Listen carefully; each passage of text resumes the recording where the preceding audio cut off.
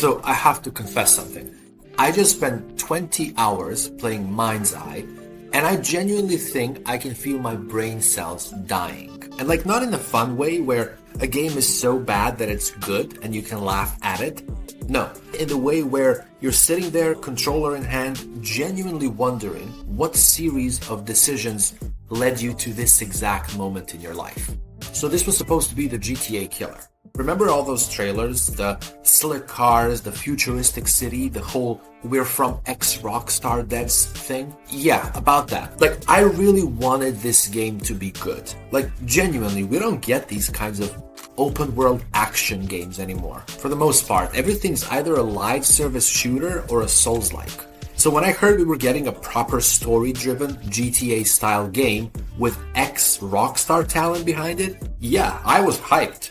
And then I actually played it. So let me take you through this journey because, well, misery loves company, and if I suffered through this, you're at least gonna hear about it. The game starts out, and I'm not gonna lie, I was kind of hopeful. Like, you play as Jacob Diaz, this former military drone operator who's got this fancy tech implant in his neck called the MindsEye. The opening has you exploring some ancient underground structure in the desert. Your drone gets zapped by mysterious energy, you collapse, cut to black. And I'm thinking, okay, this could be interesting. We're doing the whole techno thriller thing. Not bad. Then the game proper starts, and you're in Red Rock City, which is basically Vegas, if Vegas was designed by someone who'd only seen Vegas in other video games. And right away, the game starts showing its true colors. Your very first mission is to drive into the desert and shoot 4 robots that barely shoot back. And that's the mission. I've had more exciting trips to the grocery store. Mission 2 has you tracking a thief by switching security cameras. You know, real pulse-pounding stuff. And I'm sitting there clicking between cameras going, this is it? This is what we're doing? And then the game is like, yep, this is what we're doing. Deal with it. Here's where it gets really special. So the combat in the game is, and I'm trying to find the right words here, it's like if someone described a cover shooter to an alien who'd never played a video game, and then that alien tried to make one from memory. You can sprint, crouch, take cover, and shoot. That's it.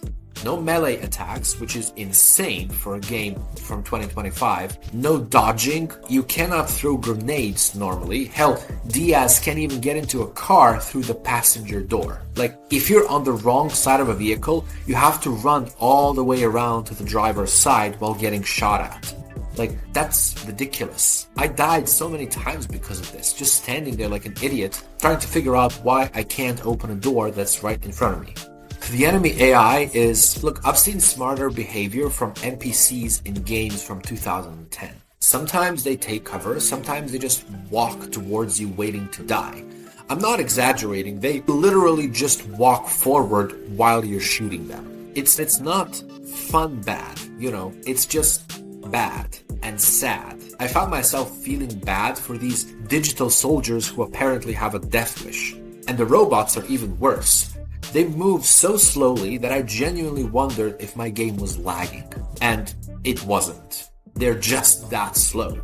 You could probably make a sandwich while fighting them and still win.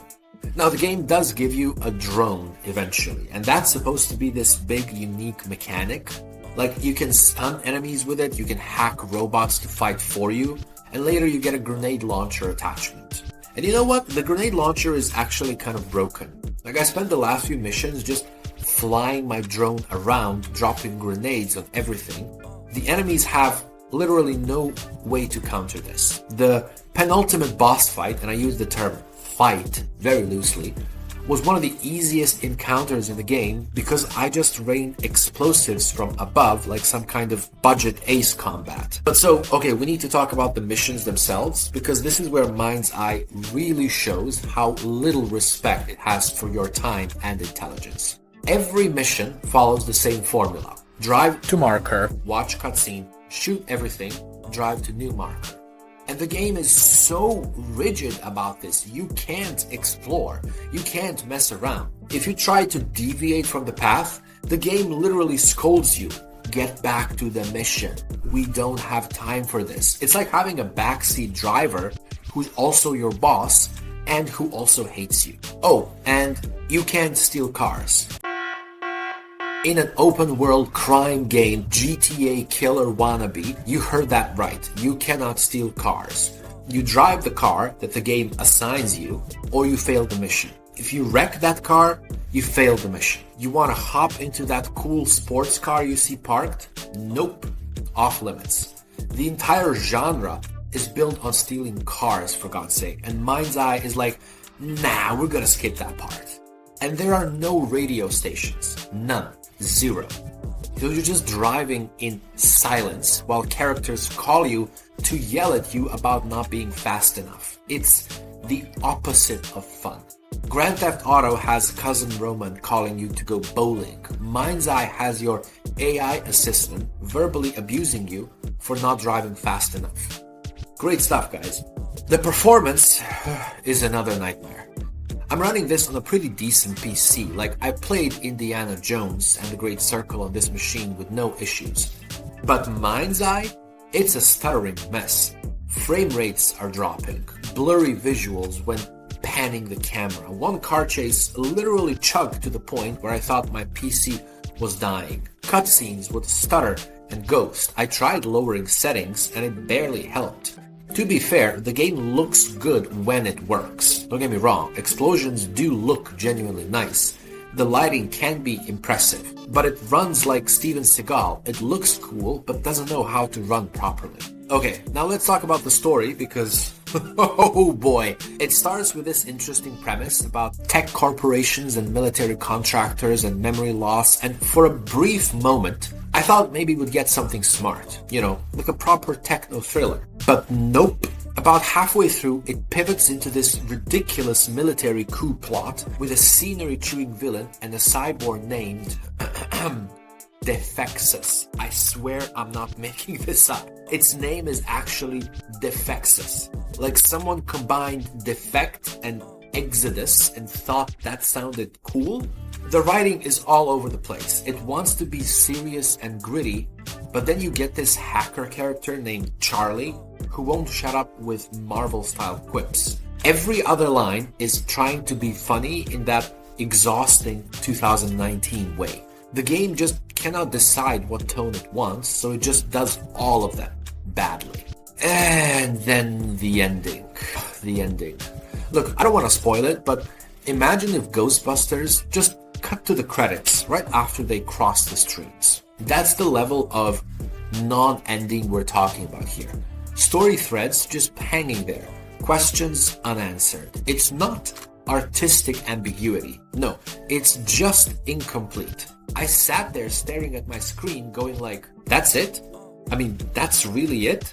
There's a post-credits scene that somehow makes it worse. And then after the story ends, the game dumps you into this free roam mode where you play as some random guy in a crop top. No explanation, no tutorial, no purpose. You still can't steal cars. I drove around to these icons on the map thinking maybe there would be something to do, and nope, there isn't. There's just nothing. Pointless combat encounters with no context. It feels like a placeholder that's shipped by accident. And the saddest thing is, there are glimpses of something decent here. For example, the cars genuinely handled well. It's probably the best part of the game. They've got weight to them, and the handbrake turns do feel satisfying in a way that most GTA clones never manage. There's one car chase early on during a sandstorm that's actually pretty cool, and for about 5 minutes I thought, okay, maybe this game has something. But that's it. That's the highlight. One decent car chase for 20 hours of gameplay. The side missions are somehow even worse than the main ones. They're accessed through these portals, and they're supposedly made with the game's creation tools to show you what you can build, except they're terrible. Like, they're shockingly bad. One of them is a hostage rescue that lasts 2 minutes with enemies randomly scattered around. Another has you starting surrounded by cops who don't appear anywhere else in the game. There's one where you're supposed to blow up cars, but you don't have explosives, so you just shoot them until they explode. It's really inept. And this is supposed to make me want to use the creation tools? If the developers themselves can't make fun missions with their own toolkit. Why would I try? You know what the biggest sin of MindsEye is, though? It's boring. Not broken in a funny way boring. Not so bad it's entertaining boring. Just boring. The kind of boring where you're checking how much time is left in a mission like you're watching paint dry. I kept playing because I'd already invested hours and I wanted to see if it gets better or if the ending would justify any of it. This was supposed to be from ex-Rockstar developers, people who worked on actual good games. And what we got is something that feels like a project that got rebooted 3 times, had its budget slashed, and then shipped anyway because they'd already taken too long. It's unfinished. And not like it needs patches. No, it's finished in a needs another 2 years of development way. I genuinely don't know who this game is for. If you want GTA, play GTA. If you want a good cover shooter, play literally any other cover shooter from the past 10-15 years. If you want to build stuff in a game, Fortnite's creative mode is right there, and free.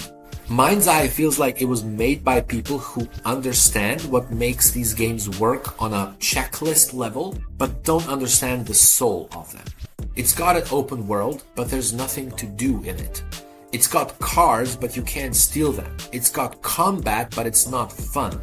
It's got a story, but it doesn't have an ending. I started this thinking I'd find something to enjoy, like some diamond in the rough. Instead, no, I found a rough with no diamond, just rough all the way down. Yeah, I played MindsEye, I beat MindsEye, and I think I'm genuinely dumber for it.